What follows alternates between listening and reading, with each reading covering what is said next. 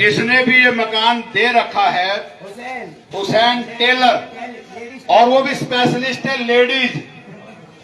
Gents Taylor आपको नहीं मिलेंगे, क्योंकि जेंट्स के लिए वो कहते हैं कि आप चड्डी बनाने में घूमो, क्योंकि आपकी औरतों को तो हम भगा के ले जाएंगे।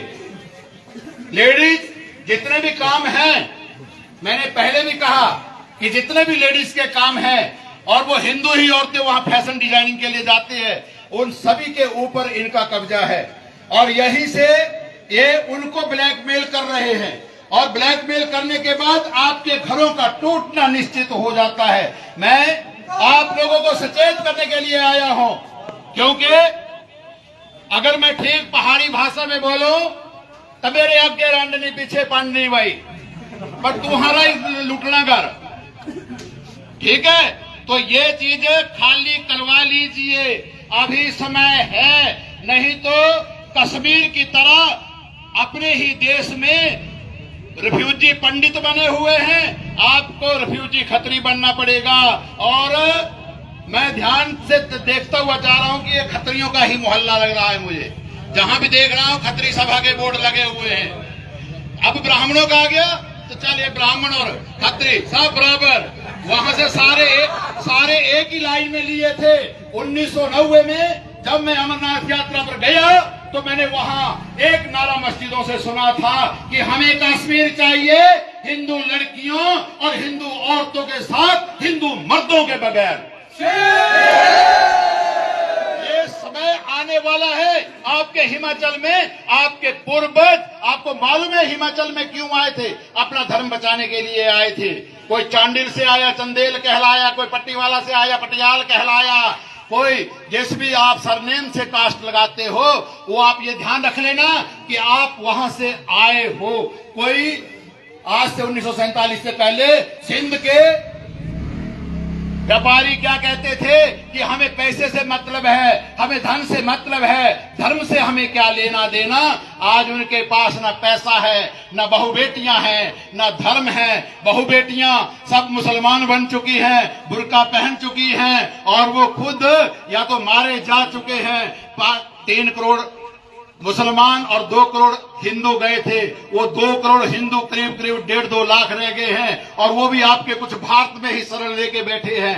और मुक्ति वाहिनी के नाम से बांग्लादेश बनवाया था हिंदुओं ने, और वहां से अब क्या हुआ, जब कट्टरबाजियों ने वहां पर कब्जा किया बांग्लादेश पर, तो सबसे पहले हिंदू औरतों, हिंदू लड़कियों, हिंदू बच्चियों का ही बलात्कार होने शुरू हुए।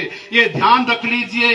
अगर आप अपनी बहू से, अपनी बेटी से, अपनी मां से प्यार करते हैं, प्रेम करते हैं, उसके लिए लक्ष्मी का रूप अगर उसको मानते हैं, तो याद रखना आपके घरों के नजदीक छोटे भाई का पजामा, बड़े भाई का कुर्ता और गोल टोपी अल्लाहू अकबर कहने वाला नहीं होना चाहिए। माता सिर्फ सनातन धर्म में ही कहा जाता है, इनके धर्म में औरत को सिर्फ खेत माना जाता है। ध्यान रखना, हमारे हिंदू लड़कियों के पास 2 चीजें ध्यान रखना, उनकी औरतों का शरीर का हर अंग ढका हुआ है, परंतु आंखें खुली हैं। हमारे घरों में लड़कियों का, औरतों का हर कुछ खुल चुका है, लेकिन आंखें बंद है, इनको खोलना पड़ेगा।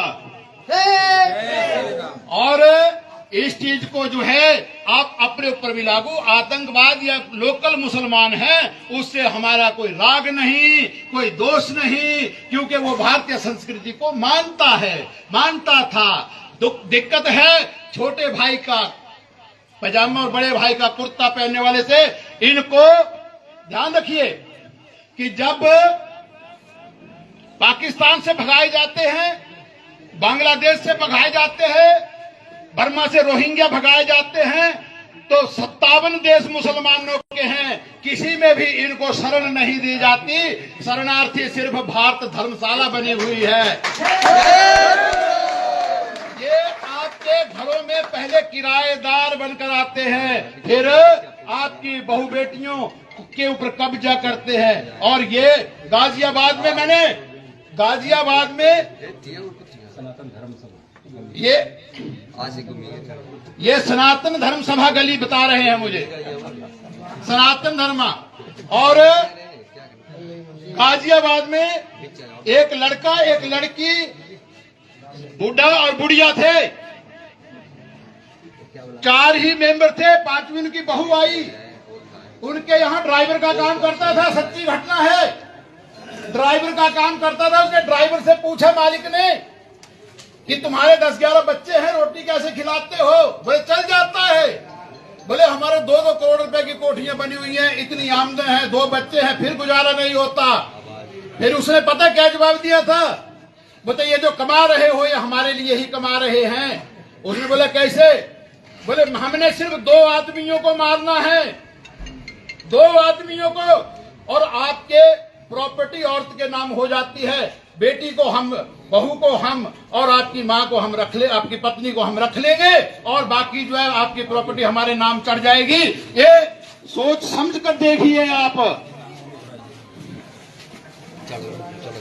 नाम है हुसैन, नहीं, लेडीज के कपड़े सीकर ही मिलता है इसको चैन।